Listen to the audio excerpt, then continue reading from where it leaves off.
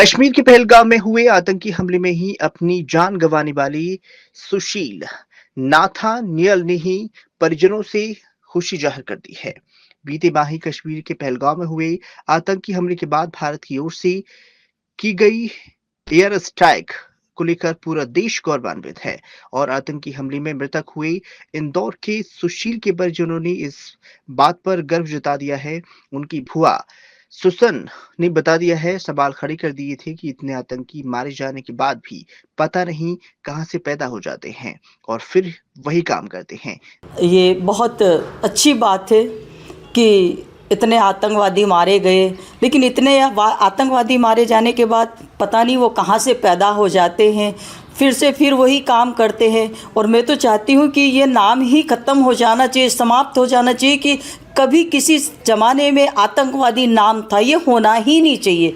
और मैं तो ये कहती हूँ, मैं उन सैनिकों को जो हमारे देश भारत देश के जो सैनिक हैं जो काम कर रहे हैं, ये हमारे लिए बहुत गर्व की बात है और मैं तो गर्व महसूस करती हूँ। लेकिन साथ ही मैं ये कहना चाहती हूँ कि जहाँ पर सिक्योरिटी की आवश्यकता है, विशेष आवश्यकता है, शासन प्रशासन को वहाँ पर ध्यान देना चाहिए।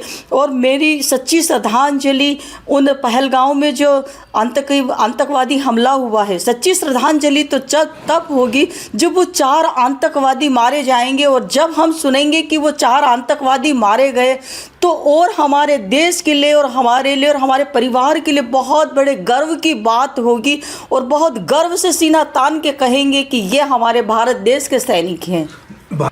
मैं उनको यही कहूँगी कि वो जो अपनी ड्यूटी निभा रहे हैं, जो वो अपना काम कर रहे हैं, जो उन्होंने बदला लिया है, उनके लिए मैं कोटि कोटि नमन करती हूँ और दिल से धन्यवाद देती हूँ कि फिर कभी ऐसा आतंकवादी हमला न हो, न ही किसी का परिवार उजड़े। देखिए खबर भारत वर्ष न्यूज पर। अपने शहर अपने प्रदेश की ताज़ा खबरों के लिए लाइक करें, शेयर करें, सब्सक्राइब करें और हाँ, बेल आइकन दबाना ना भूलें, क्योंकि खबर हमारी, फैसला जनतंत्र का।